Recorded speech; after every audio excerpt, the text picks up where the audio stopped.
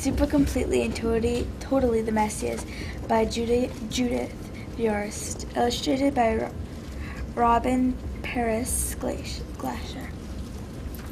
My room is very neat, like me. Jake, my big brother, is sort of not a huge slob.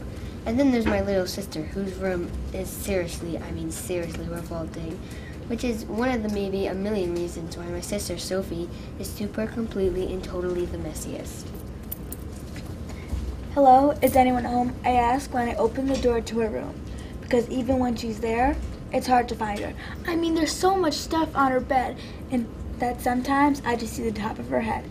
And there's so much stuff on her floor and spilling out of her dresser drawers that sometimes all I can find is a nose or a toe. And then there's so much stuff in her closet that once she opened her closet, "Don't do it," I hollered. "Stop, watch out, oh no." She Super Completely and Totally disappeared. I mean, Sophie isn't just messy, she's the messiest. Maybe you think that Sophie isn't so messy when she's in school. If you think that, you would be really wrong. Maybe you think that she isn't mess when she puts on a fancy dress and goes to a birthday party. If you think that, you would be really wrong. Maybe you think she could play with crayons or paint and not mess up the ceilings and cats and herself and everything. If you think of that, you'd be really, really wrong that it might be a year before you're right about anything. I'm her big sister, and some things I know for sure. And one thing I know for sure is whatever Sophie does, she's the messiest. Like once we went to the seashore where we were having a sandcastle contest, and Sophie was carrying just her pail and her towel. And just with her pail and her towel, we Super Completely and Totally wrecked 7 sandcastles. And once we went to a circus where a juggler was juggling eggs and pitchers and flower pots. Sophie got to bring her kite along. And just by letting go of her kite, Sophie wrecked the juggler and a dozen eggs and all the pitchers and all the flower pots. And once when we went to visit a farm and some chickens, some cows, and a vegetable garden and pigs, Sophie's shoelaces they're always untied. All I can say is, poor chickens, poor cows, and poor vegetable garden. No, I can say something else. I can say that all the pigs at the farm thought my sister Sophie was their cousin. Now, I'm not a rude person. I would never, ever call Sophie a pig. I'm only saying the pigs thought Sophie was a pig. I'm only saying this. Whenever my sister Sophie goes, she's Super Completely and Totally the messiest. I keep on telling Sophie, try to be neat like me, Olivia. She says she'll try to be neat, but she forgets. Our mom keeps telling Sophie, try to be careful like me, Olivia. She says she'll try to be careful, but she forgets. Our dad keeps telling Sophie, watch where you're going and watch what you're doing. Try to pay attention, like Olivia. She says she'll try to watch. She says she'll try to pay attention, but she forgets. And so, when Sophie cleans up a mess, it's messy. It's a messier mess than before she started. When Sophie clears off the plates, they'll never, ever need to be cleared off again. And if you bought a new car and gave Sophie a ride in it, that car would look like a really old car in about 2 minutes. Sophie is always making and beginning a mess. Like last Halloween when Sophie decided to wear a nurse's costume. White hat, white uniform, white socks, white shoes. She wanted to dress like a nurse because I told her that a nurse is never messy.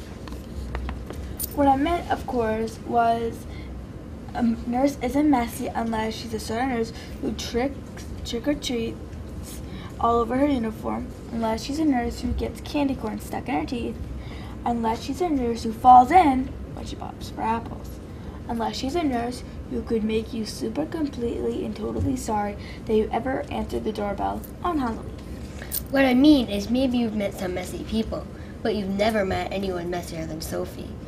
Like Sophie's got this hair, this frizzy, fuzzy, curly hair, and it sticks out around her head like a cloud or a nest, and it keeps getting bigger and higher and bigger and higher and bigger and higher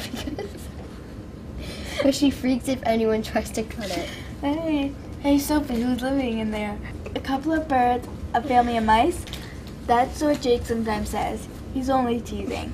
But once when our dad was combing her hair, he combed out a whistle, a ring, and a piece of a sandwich. And once when our mom was combing her hair, she thought she heard some chirping and some squeaks.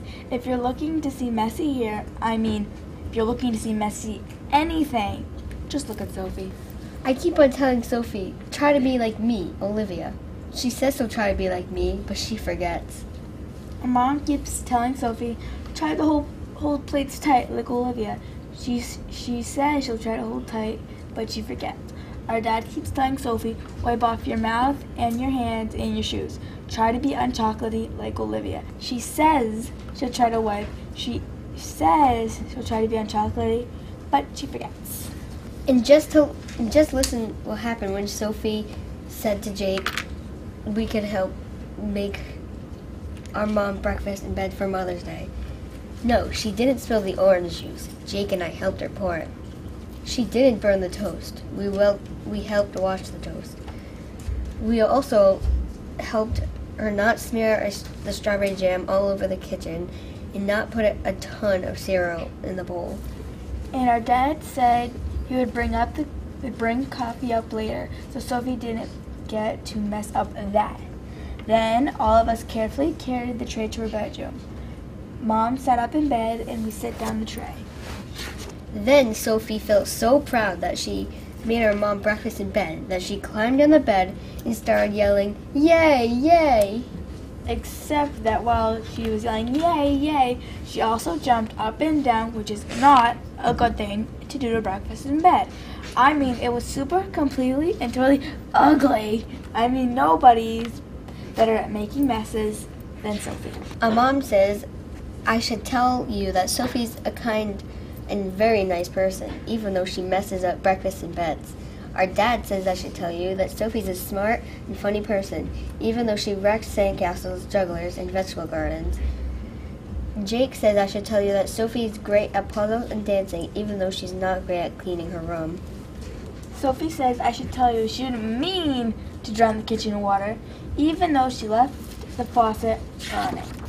And I would like to tell you that even though I would bet my best bracelet that Sophie will never be practically perfect like me, I'm hoping that one of these days she'll start to remember and stop forgetting to try not to be so super completely and totally the messiest.